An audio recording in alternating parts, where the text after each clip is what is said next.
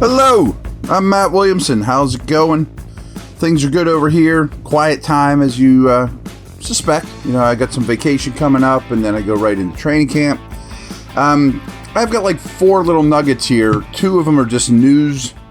First of all, Najee Harris injured his eye in a fireworks accident on July 4th.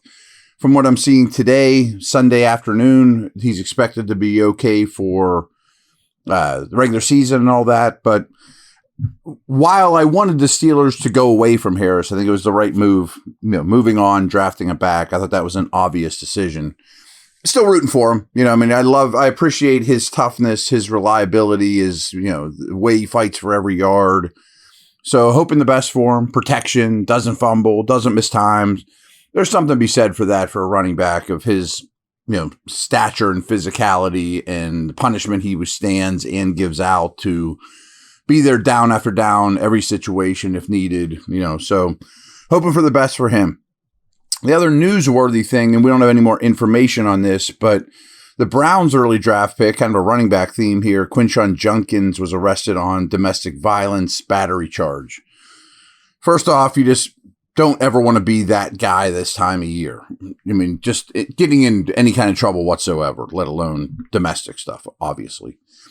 But every coach tells their players when they walk away at that last day of minicamp, I don't want to hear headlines from you. Almost all the headlines are going to be bad. And through a Browns perspective, I didn't understand drafting 2 running backs, 2 quarterbacks. I hated their draft for considering their draft capital. But it's clear what they're trying to do is they're trying to establish a power ground game with multiple tight ends until their young quarterback gets inserted, which kind of has some familiarities around here.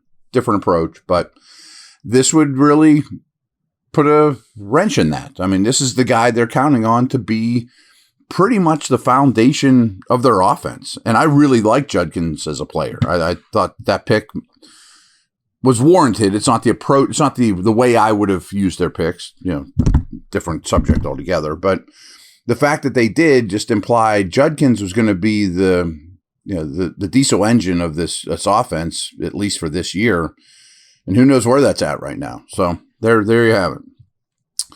BetOnline is the world's most trusted betting platform and your number one source for all your sports betting action. With baseball season in full swing, BetOnline has more ways to stay in on the action with the latest odds, news, and scores, even live in-game betting while the games are being played.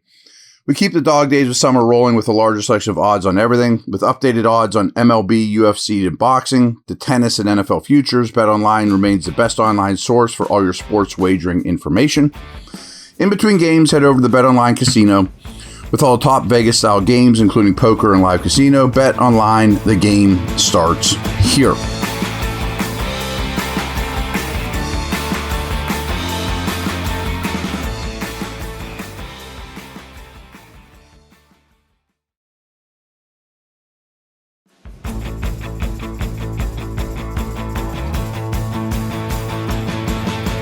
So I cut and pasted this a while back from a fantasy site. I don't remember which one because it's been so long, but I've been kind of holding it of when we could have this conversation. And considering we opened the show with 2 running back news, I wanted to talk Jaylen Warren here for the better part of the podcast. And I think he's still underappreciated, certainly league-wide and by national pundits, and maybe even by you guys, the Steeler fans. Now, I'm not implying that he should be the total bell cow or that he's built that way, but he's a lot thicker and stronger than many people realize. He is not a little guy. He was one of the top 3 highest recruited running backs in the country when he came out of high school. This guy is an exceptional football player, and you can make the argument absolutely one of the best Steeler offensive players during his entire career.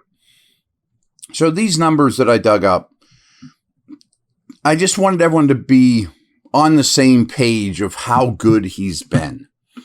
And cut to the chase, I would throw another year on his contract right now. Give him a nice boost, maybe even a little signing bonus.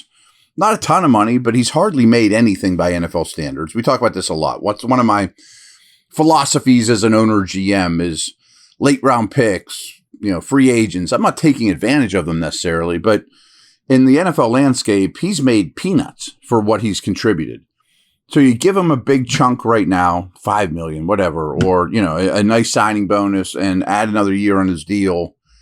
That's way more than he's made to date, and at that position, how long are you going to be around? So I think you jump on the opportunity to just add one more year to his deal. He's set to be a free agent after the season.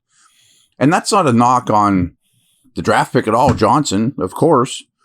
But you're going to need more than one, and they're very different styles. And these numbers might surprise you. So, again, his sample size isn't quite as large as others. And I'm comparing them to the top backs around the league. And I mentioned this is a fantasy site.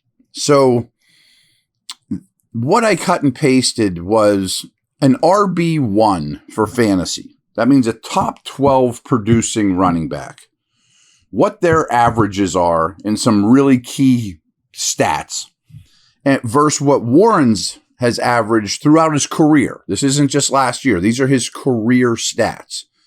So there's 5 of them that really paint him in a great light.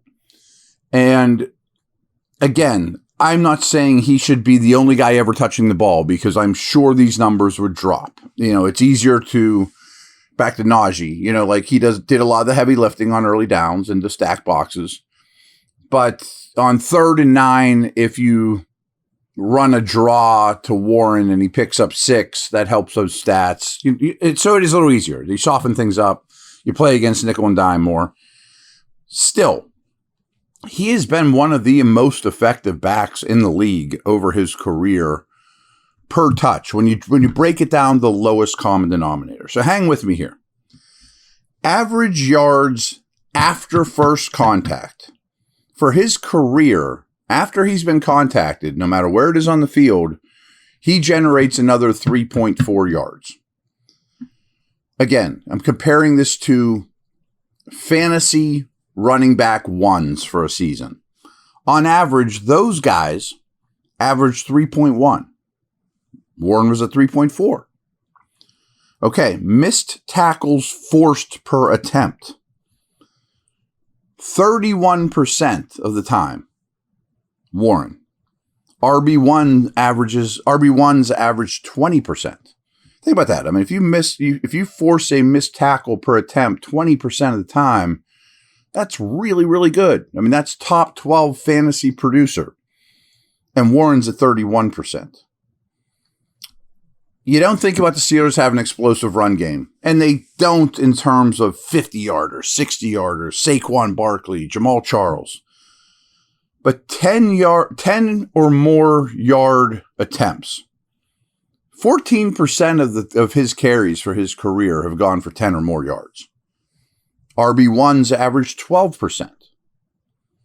Yards per route run. His stuff as a receiver is more impressive than as a runner. Every time he runs a route for his career, he generates 1.44 yards. Doesn't sound like much. Like 2's a really good number for a wideout. 1.44 for a running back is extremely high. I mean, they're not going to catch balls deep downfield. RB1s in fantasy, they average 1.23 yards per route run compared to 1.44 for Warren. Last thing I got here, though, is when you're good, you demand targets. And I think Rodgers is going to target him a ton, by the way. So when he runs a route, he gets targeted 24% of those times. Now, he doesn't run as many routes as Kamara and McCaffrey and those type of dudes. But still, RB1s in fantasy average 21% of their routes run that they get a target. He's at 24. I know it's nice to think of him as, boy, he's a really nice 2. He's a nice complementary player. And they've used him that way, and it's worked extremely well. But I think people need to look at him in the light of, he's one of our best players. And I'm not even saying he needs more touches. But I'm giving him one more year for sure. And I wouldn't object to more touches and see how it goes. And that's not a knock on Johnson at all. I think he'll do fine. But I do think Warren has been one of the more underappreciated Steelers offensive weapons in basically his lifetime in Pittsburgh, their offense hasn't been very good. So maybe that's easy to do. But I'm a big Warren fan, as you can tell. All right, everyone. Take care.